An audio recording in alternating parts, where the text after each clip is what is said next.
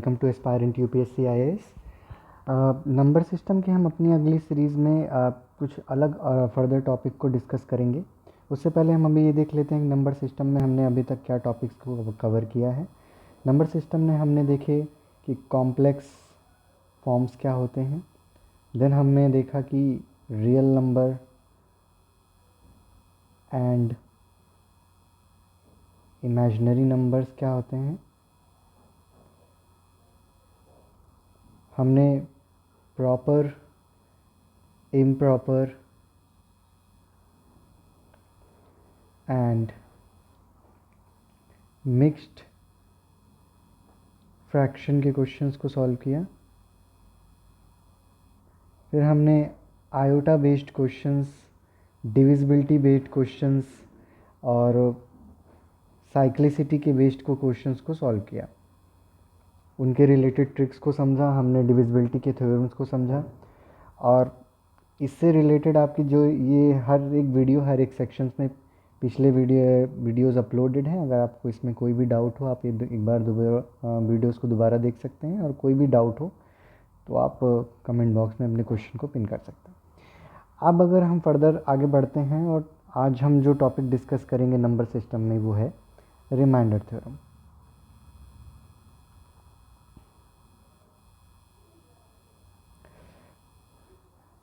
Remainder theorem में अगर हम समझें कि बेसिकली रिमाइंडर्स क्या होते हैं। रिमाइंडर्स वो नंबर होते हैं जो भी एक नंबर में तब एक नंबर आता है जब एक नंबर किसी नंबर से पूरी तरीके से डिवाइड ना हो रहा हो। सपोज़ रिमाइंडर का मतलब आपको स्कूल टाइम से ये क्लैरिटी है कि आप सपोज़ 9 को अगर डिवाइड करेंगे 4 से तो ये 2 टाइम्स 8 चला जाएगा, और लास्ट में जो नंबर रह जाए उस नंबर को हम रिमाइंडर कहते हैं। अक्सर हमने रिमाइंडर्स को फ्रैक्शंस में कन्वर्ट किया है, रिमाइंडर्स के क्वेश्चंस को बेसिक लेवल पे सॉल्व किया है। इन रिमाइंडर क्वेश्चंस की अपनी एक लिमिटेशंस हैं, और जनरली ये आपके बेसिक कैलकुलेटिव मेथड से किए जा सकते हैं। इनमें कोई ऐसा नहीं है कि इसमें कोई सिंपल मैथमेटिक्स अप्लाई होती है, बट यहाँ पे टाइम एक चैलेंज है।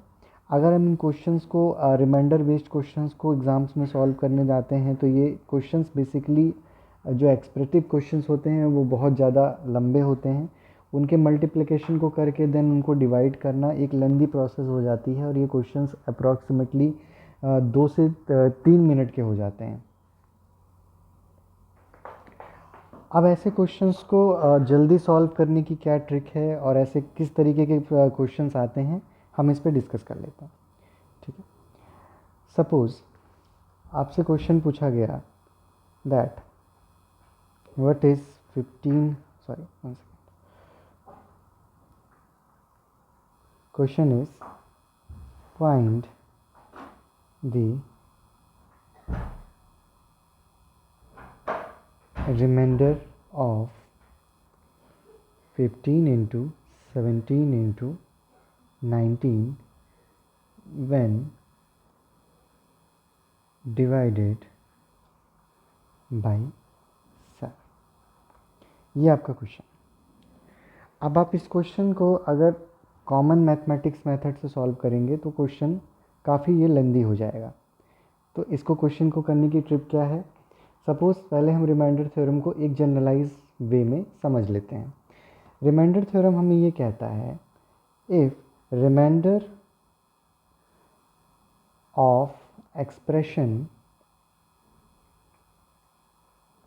Suppose expression is a into B into C divided by some number n is equal to remainder of expression a की पावर n इंटू बी की पावर n इंटू सी की power n by n, where an into bn into cn when divided by n। अब इस expression का क्या मतलब हुआ, इस एक्सप्रेशन का मतलब ये हुआ कि a into B into C by any number n is equal to A N into B N into C N of divided by n, जहाँ पे ए एन जो है और बी एन जो है या सी एन जो है वो नंबर है जो a को जब n से डिवाइड किया गया जो रिमाइंडर निकल के आया वो ए एन है, n को जब b से डिवाइड किया गया जो रिमाइंडर निकल के आया वो बी एन है, और c को जब n से डिवाइड किया गया जो रिमाइंडर निकल के आया वो c है। इस तरीके से ये क्वेश्चन आपका ये एक्सप्रेशन आपको डिनोट कर रहा है। अब इस एक्सप्रेशन को हम अपने क्वेश्चन में अप्लाई करने की कोशिश करते हैं। हमारे पास क्वेश्चन क्या है? क्वेश्चन है हमारा कि 15 into 17 into 19 is divided by 7। अब हमको इसका रिमाइंडर बताना है। As per the remainder theorem हमको पहले क्या करना है? 15 को 7 से डिवाइड करना है। अगर 15 को आप 7 से डिवाइड करते हैं तो आपका रिमाइंडर आएगा 1। कैसे? 15 7 2 टाइम्स 14 बच गया 1, रिमाइंडर आया 1। सो 1 इंटू 17 को आपको 7 से डिवाइड करना है, 14 3 आया रिमाइंडर आया 3 लिख दिया। देन 19 को आपको 7 से डिवाइड करना है, 14 रिमाइंडर आया 5, यहाँ पे 2 आपने यहाँ 5 लिख दिया बाई 7। अब आपका एक्सप्रेशन इजी हो गया। अब इसको कैलकुलेट करके आपका आया 15 बाई 7 एंड टोटल ये आप अब इस एक्सप्रेशन को जब करेंगे तो आपका ओवरऑल रिमाइंडर आ जाएगा 1। तो hence the remainder of 15 into 17 into 19 by 7 is 1। तो ये एक ट्रिक बेस्ड क्वेश्चन है। आप जितना इसको प्रैक्टिस करेंगे कॉम्प्लेक्स से कॉम्प्लेक्स प्रॉब्लम्स को आप इसमें सॉल्व कर सकते हैं। जैसे कि मैं एक प्रॉब्लम इसमें ले लेता हूँ। Suppose 21 into 25 into 30 is divided by 5। अब इसका रिमाइंडर क्या आएगा? तो आप कैसे सॉल्व करेंगे? जब इसको करेंगे 21 को 5 से डिवाइड करेंगे, रिमाइंडर आएगा 1। 25 करेंगे 0, एंड जब इसमें आप करेंगे तो ये भी आएगा 0, मतलब ये आपका रिमाइंडर आएगा 0, मतलब ये नंबर पूरी तरीके से डिविजिबल हो जाएगा। ठीक है। दूसरा कोई और नंबर ले लेते हैं। सपोज़ ले लेते हैं हम 31 29 और 32 is divided by any random number.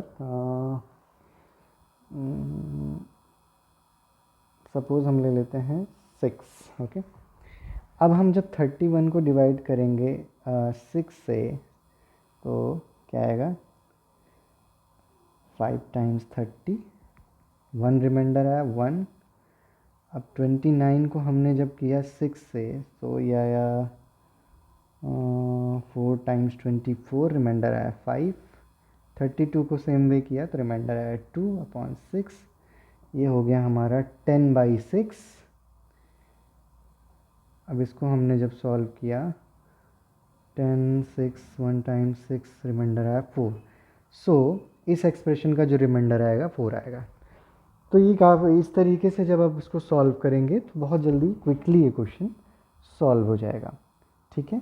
Remainder theorem को हम एक बार और समझ लेते हैं कि a into B into C by N का एक्सप्रेशन है this is equal to A N by A N into B N into C N by N. और इस तरीके से अगर आपको इस पर्टिकुलर एक्सप्रेशन का क्वेश्चन या इस टाइप के हमने 3 क्वेश्चंस देखे, इस तरीके के क्वेश्चन आएंगे तो आप इसको इस तरीके से सॉल्व करेंगे। ठीक है। अगला कॉन्सेप्ट जो हम अब देखेंगे, अगले कॉन्सेप्ट में हम चेक करेंगे व्हाट इज बेस सिस्टम।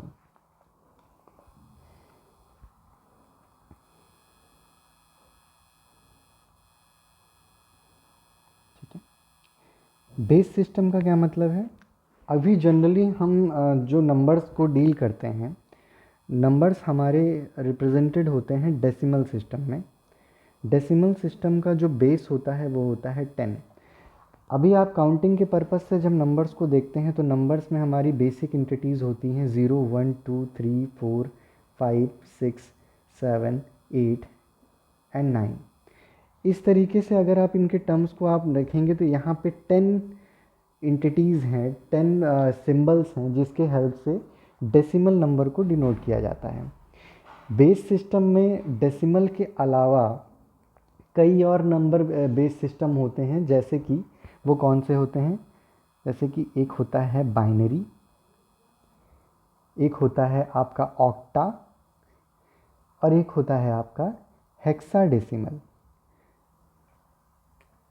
ठीक है, अगर आप बाइनरी नंबर्स की बात करेंगे तो बाइनरी नंबर्स में केवल दो सिंबल्स होते हैं, वो होते हैं 0 और 1।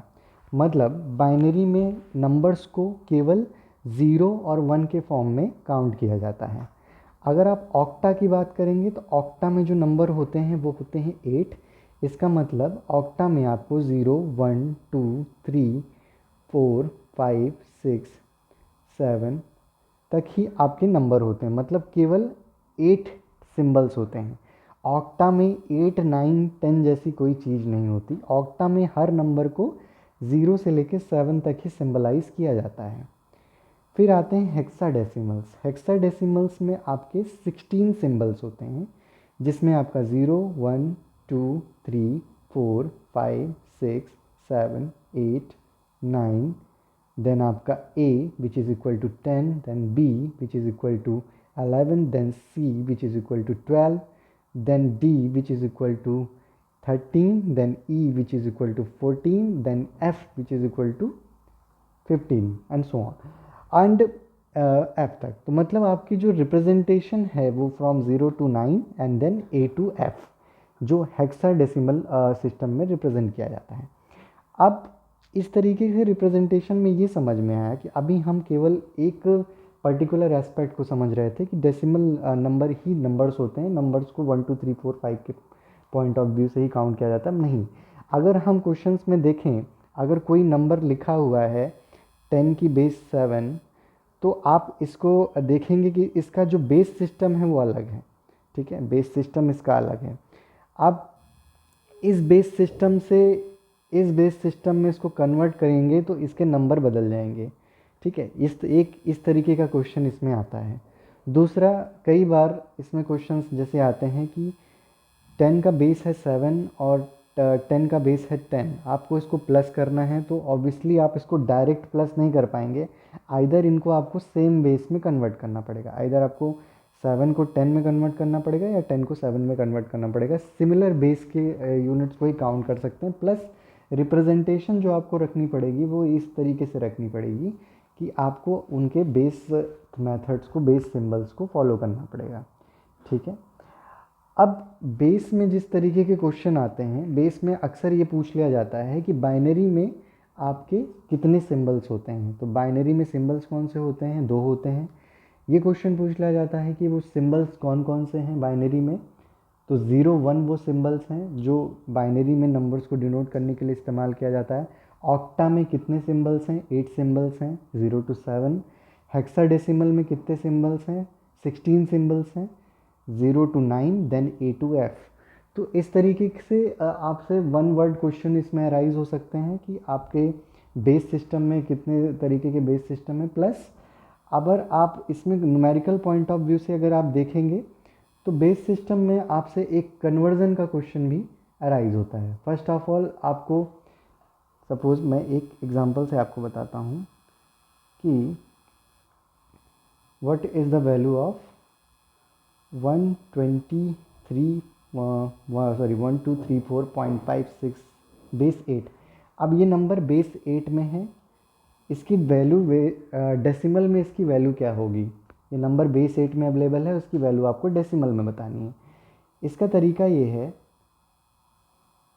कि कभी भी नंबर्स को इस तरीके से डिनोट किया जाता है। यहाँ पे आपके कुछ भी हो, यहाँ पे आपका 7 हो, 6 हो, 5 हो, 4 हो, कोई भी बेस हो, आपका 1 to लेकर 9 तक किसी भी तरीके का बेस हो, आपको इसमें क्या रखना है, आपका जो पर्टिकुलरली डेसिमल के इस तरफ वाला टर्म है, आप उसको 0, 1, 2, 3 इस तरीके से काउंट करेंगे। और डेसिमल के जो आपका राइट हैंड साइड का टर्म है उसमें -1 एंड -2 इस तरीके से काउंट करेंगे। ये 1, 2, 3, 0, 1, 2, 3 क्या है, -1, -2 क्या है, ये हम देखते हैं।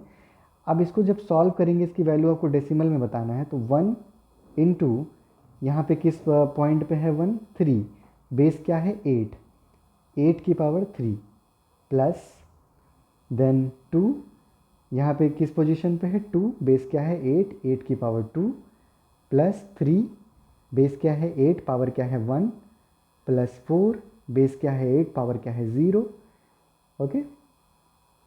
देन 5, बेस क्या है 8, पावर क्या है -1, देन 6, बेस क्या है 8, पावर क्या है -2, ठीक है।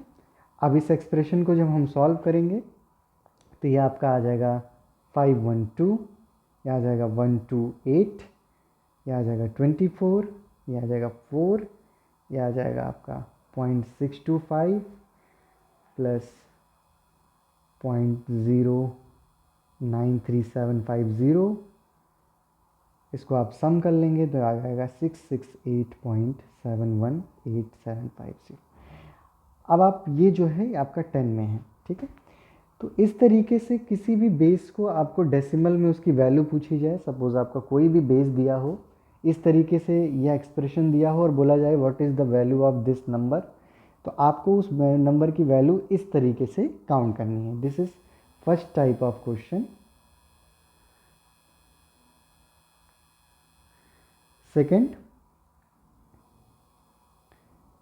सेकंड आपसे कन्वर्जन टाइप क्वेश्चंस पूछे जा सकते हैं, जैसे कि फॉर एन एग्जांपल आपको दिया है क्वेश्चन 149 बेस 10, इसको आपको कन्वर्ट करना है इन बेस 7, सपोज एग्जांपल है। अब ये बेस कुछ भी हो सकता है, बेस आपका 8 भी हो सकता है, 6 भी हो सकता है, एनी बेस हो सकता है।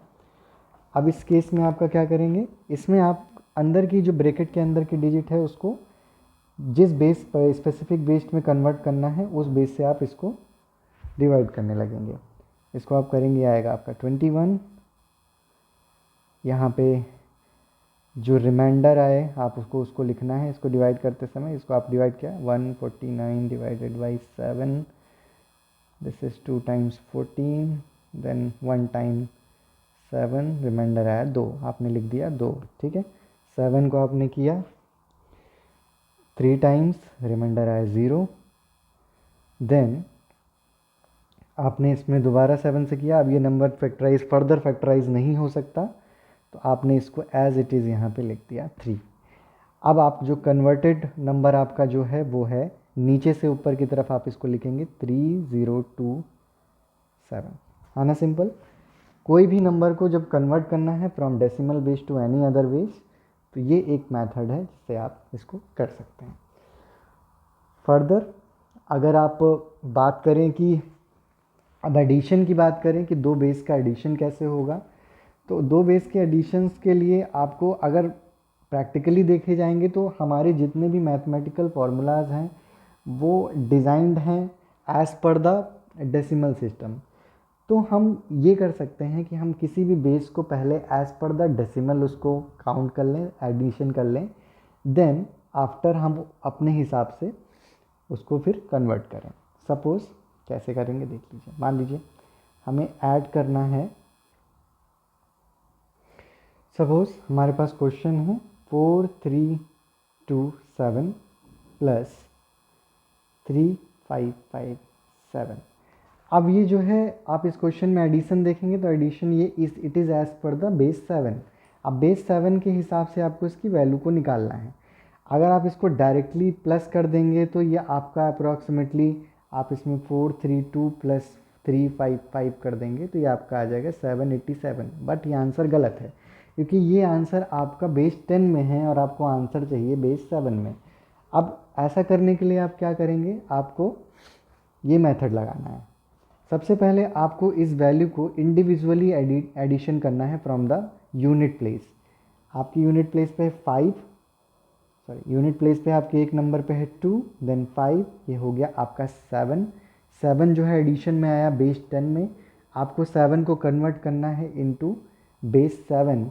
तो आप कैसे करेंगे, क्या तरीका हमने बताया था इसके लिए, हमने बताया था कि आपको जिस भी बेस में कन्वर्ट करना है उस अंदर के ब्रैकेट को उस बेस से डिवाइड करिए। 7 को हमने 7 से डिवाइड किया, रिमाइंडर यहाँ लिखा, 1 टाइम से गया, रिमाइंडर आया 0, फिर 7 लिखेंगे, कोई ये डायरेक्ट कुछ नहीं होगा, as it is a number यहाँ आ जाएगा, नीचे से ऊपर की तरफ लिखेंगे इसको, तो दिस इज़ 10 ऑफ बेस 7।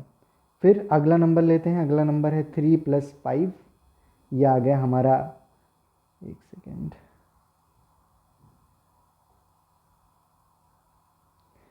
हाँ इसमें एक चीज़ और हमको ऐड करना है, हर एक स्टेप पे, जैसे यूनिट प्लेस पे, यूनिट प्लेस इस तरीके से होती है 0 1 2 0 1 2, तो पोजीशन वाइज हमको इसमें एक एक number addition as per that हमको इसमें ऐड करते रहना है एज पर द पोजीशन। कैसे करेंगे देखिए, अब हमारा नंबर है 5 + 3, ये हमारा नंबर है, अब इसकी पोजीशन है सेकेंड नंबर, तो यहाँ पे एक 1 ऐड हो जाएगा, अब ये टोटल आ गया 9। अब इसके एडिशन में ये 9 आया, अब 9 है ये base as per the base 10। अब इसको हमको कन्वर्ट करना है, 7 अंदर के ब्रैकेट 9, 1 रिमाइंडर यहाँ लिखेंगे, 1 टाइम गया, रिमाइंडर आया 2, फिर 7 एज इट इज़ 1 यहाँ पे अटैच हो गया, नीचे से ऊपर की तरफ लिखा, ये हो गया 12 ऑफ बेस 7। अगला हम क्या ऐड करेंगे, 3 + 4, एक स्टेप और आगे बढ़ गए, देन 1 और ऐड हो जाएगा, तो इस तरीके से इसको हम जोड़ेंगे तो इसके हमारा आ जाएगा 8 ऑफ बेस 10।